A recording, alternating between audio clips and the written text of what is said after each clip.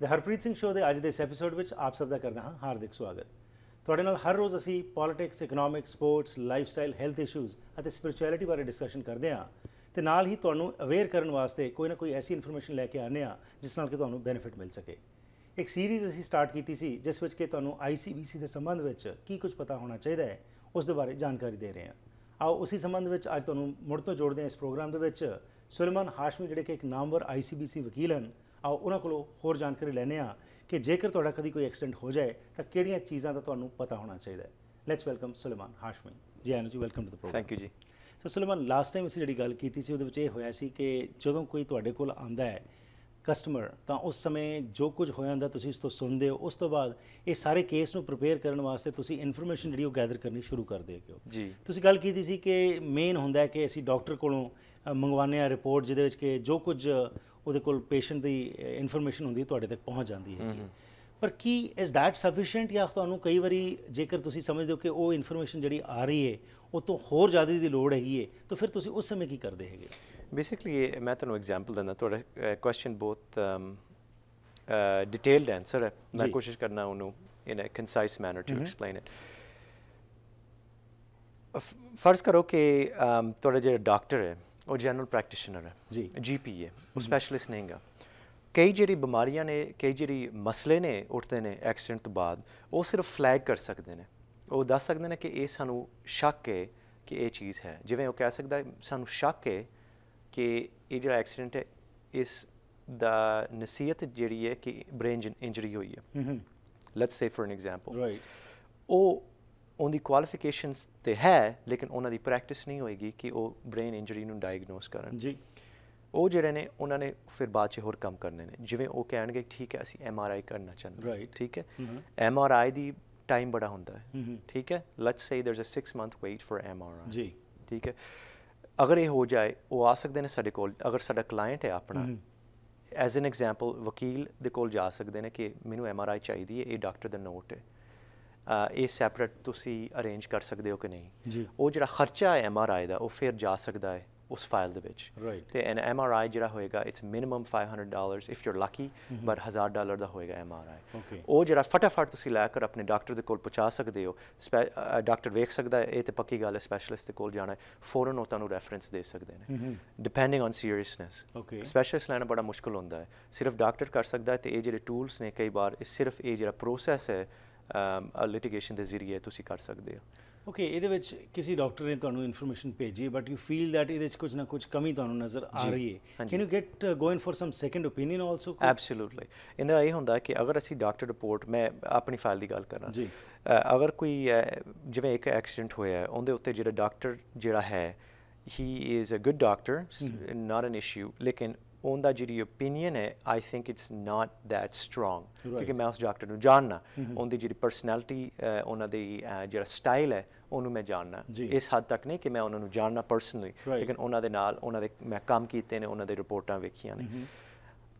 ਅਗਰ ਮੈਂ ਸੋਚਣਾ ਕਿ ਨਹੀਂ ਮੁਨਾਸਿਬ, ਅਸੀਂ ਇਹਨੂੰ ਭੇਜ ਸਕਦੇ ਹਾਂ to another doctor for a second opinion. ਜਿਹੜਾ ਡਾਕਟਰ ਹੈ ਉਹ ਆਪਣਾ ਖਰਚਾ ਲਏਗਾ, ਲੇਕਿਨ ਉਹ ਜਿਹੜੇ ਖਰਚਾ ਯੂਜਲੀ ਜਿਹੜੀ ਲਾਅ ਫਰਮ ਹੈ ਉਹ ਬਰਦਾਸ਼ਤ ਕਰੇਗੀ। ਬਾਅਦ 'ਚ ਤੁਹਾਡੀ ਸੈਟਲਮੈਂਟ ਹੋਏਗੀ, ਫਿਰ ਅਸੀਂ ਉਹ ਵਾਪਸ ਲਵਾਂਗੇ। ਰਾਈਟ। ਐਂਡ ਸਿਮਿਲਰਲੀ ਜਿਹੜਾ ਤੁਸੀਂ ਕਿਹਾ ਕਿ ਸਪੈਸ਼ਲਾਈਜ਼ਡ ਜਿਹੜਾ ਕੋਈ ਹੈਗਾ ਉਹ ਡਾਕਟਰ, ਉਹਦੇ ਕੋਲ ਜੇਕਰ ਕੋਈ ਇਨਫੋਰਮੇਸ਼ਨ ਲੈਣੀ ਹੈਗੀ ਉਹ ਤਾਂ ਡਾਕਟਰ ਹੀ ਰਿਕਮੈਂਡ ਕਰਦੇ ਨੇ, ਪਰ ਜੇਕਰ ਤੁਹਾਨੂੰ ਵੀ ਲੱਗੇ ਕਿ ਐਜ਼ ਅ ਲਾਇਰ ਤੁਸੀਂ ਸਮਝ ਰਹੇ ਹੈਗੇ ਹੋ ਕਿ ਹੋਰ ਅਜੇ ਡਿਟੇਲਡ ਚੀਜ਼ ਦੀ ਲੋੜ ਹੈ ਸਪੈਸ਼ਲ ਇਨਫੋਰਮੇਸ਼ਨ ਲੈਣ ਵਾਸਤੇ, ਤਾਂ ਕੀ ਤੁਸੀਂ ਵੀ ਅੱਗੇ ਉਹ ਹੋਰ ਉਹਦੇ ਬਾਰੇ ਵੀ ਤੁਸੀਂ ਕਰ ਸਕਦੇ ਹੋ? ਇੱਕ ਹੱਦ ਤੱਕ ਅਸੀਂ ਕਰ ਸਕਦੇ ਹਾਂ ਕਿਉਂਕਿ ਅਸੀਂ ਜਿੰਨੀ ਦੇਰ ਤੋਂ ਅਸੀਂ ਕੰਮ ਕਰ ਰਹੇ ਹਾਂ ਅਸੀਂ ਹੁਣ ਕਈ ਡਾਕਟਰਸ ਨੂੰ ਜਾਣਦੇ ਹਾਂ। ਯੂਜਲੀ ਮੈਂ ਨਹੀਂ ਕਰਾਂਗਾ ਕਿ ਅੱਛਾ ਮੇਰੇ ਖਿਆਲ 'ਚ ਇਹਨੂੰ ਸਪੈਸ਼ਲਿਸਟ ਦੇ ਕੋਲ ਜਾਣਾ ਚਾਹੀਦਾ ਹੈ ਕਿਉਂਕਿ ਮੈਂ ਡਾਕਟਰ ਨਹੀਂ ਗਾ ਜੀ, ਲੇਕਿਨ ਅਸੀਂ ਸਾਰਾ ਕੁਝ ਵੇਖਦੇ ਹਾਂ ਜਿਹੜਾ ਡਾਕਟਰ ਕੀ ਲਿਖ ਰਿਹਾ ਤੇ ਅਗਰ ਮੈਂ ਮੁਨਾਸਿਬ ਸਮਝਾਂਗਾ ਜੀ ਕਿ this person has to go to see ਫਲਾਨ ਸਪੈਸ਼ਲਿਸਟ, ਅਸੀਂ ਅਰੇਂਜ ਵੀ ਕਰ ਸਕਦੇ ਹਾਂ। Okay, but all this is in consultation with the person who has come and talked to you. Absolutely. Okay. Yeah. ਨਾਲ ਹੀ ਕਈ ਵਾਰੀ ਇਹ ਹੁੰਦਾ ਹੈ ਕਿ ਇੱਕ ਮੈਂ ਵਕੀਲ ਵੀ ਹਾਇਰ ਕਰ ਲਿਆ ਜਿਹਦੇ ਵਿੱਚ ਕਿ ਮੈਨੂੰ ਜਦੋਂ ਕੋਈ ਐਸਾ ਕੇਸ ਹੋਇਆ ਪਰ ਨਾਲ ਹੀ ਮੈਨੂੰ ICBC ਵੱਲੋਂ ਵੀ ਫੋਨ ਜੇਕਰ ਆਉਂਦੇ ਹੈਗੇ ਨੇ ਤੇ ਉਹ ਤੁਹਾਨੂੰ ਕਹਿੰਦੇ ਨੇ ਕਿ ਜੀ ਸੈਟਲਮੈਂਟ ਦੀ ਜਾਂ ਕੋਈ ਹੋਰ ਐਸੀ ਕੋਈ ਗੱਲਬਾਤ ਕਰਦੇ ਨੇ ਉਸ ਸਮੇਂ ਕੀ ਕਰਨਾ ਚਾਹੀਦਾ ਹੈ? ਇਹ ਬੜਾ ਇੰਟਰਸਟਿੰਗ ਤੁਸੀਂ ਸਵਾਲ ਕੀਤਾ ਹੈ। ਬੇਸਿਕਲੀ ਇਹ ਹੈਗਾ ਕਿ ਜਦੋਂ ਤੁਸੀਂ ਵਕੀਲ ਕਰ ਲੈਂਦੇ ਹੋ, ਵਕੀਲ ਜਾ ਕੇ ਸਾਈਨ ਕਰ ਲੈਂਦੇ ਹੋ, ICBC ਦਾ ਕੋਈ ਹੱਕ ਨਹੀਂ ਬਣਦਾ ਤੁਹਾਡੇ ਨਾਲ ਡਾਇਰੈਕਟ ਗੱਲ ਕਰਨੀ, ਬਿਲਕੁਲ ਹੱਕ ਖਤਮ। ਉਹਨਾਂ ਨੂੰ ਇਹ ICBC ਜਿਹੜੀ ਹੈ ਜਦੋਂ ਤੁਸੀਂ ਵਕੀਲ ਕਰ ਲੈਂਦੇ ਹੋ, ਵਕੀਲ ਨਾਲ ਜਿੰਨਾ ਮਰਜ਼ੀ ਗੱਲ ਕਰ ਲੈਣ ਜੀ, ਜਿਸ ਹੱਦ ਤੱਕ ਜਿਸ ਟੌਪਿਕ ਦੇ ਉੱਤੇ ਮਰਜ਼ੀ ਕਰ ਲੈਣ, ਤੁਹਾਡੇ ਨਾਲ ਨਹੀਂ ਟੌਪਿਕ ਕਿਸੇ ਟੌਪਿਕ 'ਤੇ ਗੱਲ ਨਹੀਂ ਕਰ ਸਕਦੇ। ਅੱਛਾ ਜੀ। ਇਹਨੇ ਬੜਾ ਡੇਂਜਰਸ ਹੁੰਦਾ ਹੈ। ਮੈਂ ਵੇਖਿਆ ਵੀ ਹੈ ਕਿ ਕਈ ਜਿਹੜੇ ਕਿਉਂਕਿ ਸਾਡੇ ਦੇਸੀ ਆਪਣੇ ਕਲਾਇੰਟਸ ਨੇ, ਲੋਕਾਂ ਨੂੰ ਪਤਾ ਨਹੀਂ ਹੁੰਦਾ, ਠੀਕ ਹੈ, ICBC ਦਾ ਫੋਨ ਆ ਜਾਂਦਾ ਕਈ ਵਾਰ ਐਂਡ ਕੁਛ ਗੱਲਬਾਤ ਹੋ ਵੀ ਜਾਂਦੀ ਹੈ, ਫਿਰ ਮੈਨੂੰ ਫੋਨ ਆਉਂਦਾ ਹੈ ਕਿ ਭਾਜੀ ਉਹ ICBC ਨਾਲ ਗੱਲ ਹੋਈ ਸੀ। ਮੈਂ ਬੜਾ ਹੈਰਾਨ ਅਤੇ ਪਰੇਸ਼ਾਨ ਹੁੰਦਾ ਕਿ ਕੀ ਹੋਇਆ ਹੈ।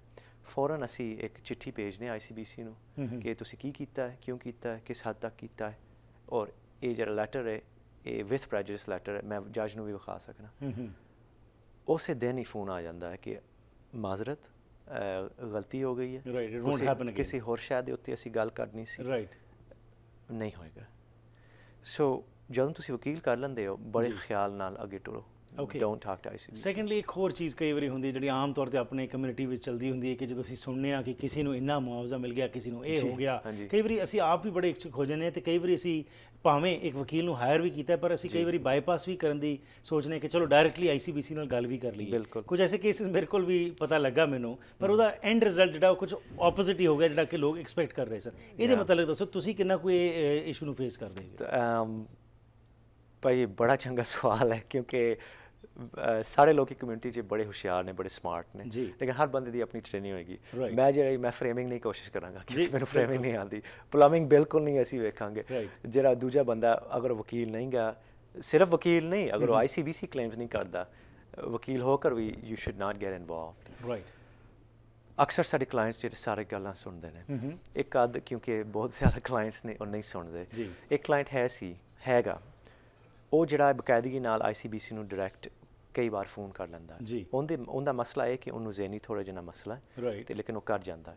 ICBC ਜਿਹੜੇ ਨੇ ਇਸ ਕਲਾਇੰਟ ਦੇ ਉੱਤੇ ਉਹ ਫੌਰਨ ਫੋਨ ਕਰ ਲੈਂਦੇ ਨੇ ਮੈਨੂੰ ਕਿ ਤੁਹਾਡੇ ਕਲਾਇੰਟ ਦਾ ਫੋਨ ਆਇਆ ਅਤੇ ਇਹ ਕਹਿ ਰਿਹਾ, ਅਤੇ ਉਹਨੇ ਇਹ ਵੀ ਕਹਿ ਦਿੱਤਾ ਕਿ ਇਹ ਮੈਂ ਆਪਣਾ ਵਕੀਲ ਨੂੰ ਛੱਡਤਾ ਹੈ। ਇਹ ਅਸੀਂ ਤਾਂ ਨਹੀਂ ਮੁਨਾਸਿਬ ਸਮਝਦੇ ਕਿਉਂਕਿ ਪੇਪਰ ਨਹੀਂ ਆਇਆ, ਲੇਕਿਨ ਉਵੇਂ ਅਸੀਂ ਤੁਹਾਨੂੰ ਦੱਸਣਾ ਹੈ। ਲੇਕਿਨ ਉਸ ਦੌਰਾਨ ਕਈ ਜਿਹੜੀ ਗੱਲਾਂ ਉਹ ਕਰ ਜਾਂਦੇ ਨੇ, ਤੁਹਾਡੀ ਕੇਸ ਦੇ ਉੱਤੇ ਇਹ ਪਤਾ ਚੱਲਦਾ ਕਿ ਇਹ ਜਿਹੜਾ ਬੰਦਾ ਡੈਸਪਰੇਟ ਹੈ, ਇਹ ਆਪਣੀ ਵਕੀਲ ਦੀ ਗੱਲ ਨਹੀਂ ਸੁਣ ਰਿਹਾ, ਇਹਨੂੰ ਜੋ ਮਰਜ਼ੀ ਦੇ ਦਿਓ, ਚੁੱਪ ਕਰਕੇ ਲੈ ਲੈਣਾ। Right, okay. ਸੋ ਉਹਦਾ ਨੁਕਸਾਨ ਹੀ ਹੋਏਗਾ। ਬਿਲਕੁਲ। ਸੋ ਜੇਕਰ ਵਕੀਲ ਹਾਇਰ ਕੀਤਾ ਤੁਸੀਂ ਤਾਂ ਉਸੀ ਦੇ ਨਾਲ ਹੀ ਚੱਲ ਕੇ ਤੁਸੀਂ ਸਾਰੇ ਪ੍ਰੋਸੈਸ ਨੂੰ ਖਤਮ ਕਰੋ। Exactly, absolutely great. Thank you very much for your time Suleman ji. ਤੇ ਆ ਕੇ ਜਿਹੜੀ ਬੇਸਿਕ ਅਸੀਂ ਗੱਲਾਂ ਕਰਦੇ ਹਾਂ ਉਸ ਵਿੱਚ ਸਾਨੂੰ ਸਾਰਿਆਂ ਨੂੰ ਬੜਾ ਲਾਭ ਹੁੰਦਾ ਹੈ। ਧੰਨਵਾਦ। ਥੈਂਕ ਯੂ ਜੀ। ਸੋ ਅੱਜ ਜਿਸ ਵਿਸ਼ੇ 'ਤੇ ਅਸੀਂ ਗੱਲਬਾਤ ਕੀਤੀ ਜੀ, ਸੀਰੀਜ਼ ਦਾ ਮਕਸਦ ਇਹ ਹੈ ਕਿ ਤੁਹਾਡੇ 'ਚ ਅਵੇਅਰਨੈਸ ਵਧੇ ਅਤੇ ਇਹ ਜਿਹੜੇ ਬੇਸਿਕ ਪੁਆਇੰਟਸ ਅਸੀਂ ਲੈ ਕੇ ਆਉਂਦੇ, ਕਿਉਂਕਿ ਜਦੋਂ ਸਮਾਜ ਵਿੱਚ ਅਸੀਂ ਵਿਚਰਦੇ ਹਾਂ ਤਾਂ ਆਮ ਤੌਰ 'ਤੇ ਗੱਲਾਂ ਸੁਣਨ ਨੂੰ ਮਿਲਦੀਆਂ ਨੇ। ਇੰਡੀਵਿਜੂਅਲ ਲੈਵਲ ਦੇ ਉੱਤੇ ਤਾਂ ਅਸੀਂ ਗੱਲਾਂ ਬਾਤਾਂ ਕਰ ਲੈਂਦੇ ਹਾਂ, ਪਰ ਜਦੋਂ ਕੋਈ ਵੀ ਸਪੈਸ਼ਲਾਈਜ਼ਡ ਵਿਅਕਤੀ ਜਿਸ ਵੀ ਫੀਲਡ ਵਿੱਚ ਹੁੰਦਾ, ਜਦੋਂ ਸਾਡੇ ਕੋਲ ਇੱਥੇ ਆਉਂਦਾ ਹੈ ਤਾਂ ਉਹਨਾਂ ਕੋਲੋਂ ਸੁਣਨ ਨਾਲ ਸਾਨੂੰ ਜ਼ਰੂਰ ਬੈਨੀਫਿਟ ਮਿਲ ਸਕਦਾ ਹੈ। ਇਸ ਕਰਕੇ ਜਿਹੜੇ ਵੀ ਵਕੀਲ ਕੋਲ ਤੁਸੀਂ ਜਾਣਾ ਜਾਓ, ਪਰ ਉਸ ਨਾਲ ਸਟਿਕ ਕਰੋ, ਕਿਉਂਕਿ ਉਹ ਇੱਕ ਤੁਹਾਡਾ ਜਿਹੜਾ ਫੇਥ ਡਿਵੈਲਪ ਹੋ ਜਾਂਦਾ, ਉਸ ਨੂੰ ਉਹ ਤੁਹਾਨੂੰ ਸਰਕਮਸਟੈਂਸਿਸ, ਤੁਹਾਡੀ ਸਾਰੀ ਚੀਜ਼ ਦੇ ਤੱਥਾਂ ਦੇ ਆਧਾਰ ਦੇ ਉੱਤੇ ਹੀ ਤੁਹਾਡੇ ਕੇਸ ਨੂੰ ਲੜਦੇ ਹਨ।